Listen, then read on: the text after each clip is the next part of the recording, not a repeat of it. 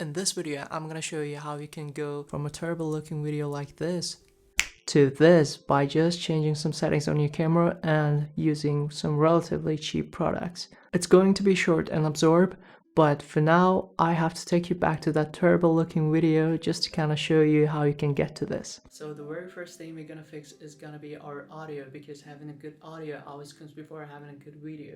If you think of a podcast or something, you can completely listen to a podcast for 2 hours, but if you think of a movie without any sound, you cannot just sit and watch it for 2 hours. So the way that you can get better audio is by using an external microphone, which in my case, I'm gonna use the Rode Video Micro. A shotgun mic that just costs 50 bucks. It's pretty versatile and just works fine with everything. So what I need to do is to mount it somewhere out of the frame and close to my mouth. Let's see what a difference it makes. Alright, so now I'm using the external microphone. Doesn't the audio sound much better? Even with just a $50 cheap microphone. Now I'm not using any external recorder or something. I just plug it directly into my Sony a6400 with the audio levels turned all the way down.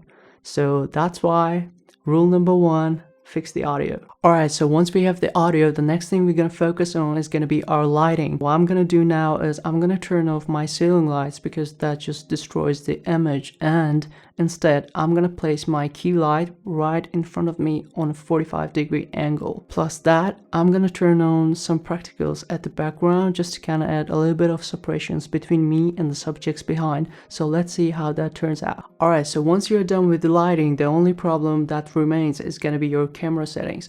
Right now, as you can see, you can probably see a lot of blue tint and noise into this image. And the reason for that is I'm using way too high aperture. My ISO is all the way up and I am white balanced incorrectly.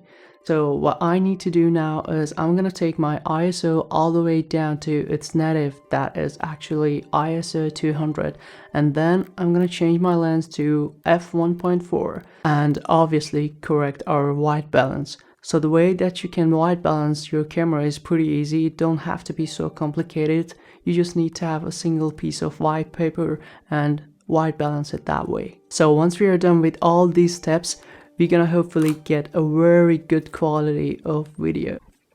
Alright, so there we go with the final result. I just wanted to show you that it's more important to focus on audio, lighting, and camera settings rather than buying a new camera.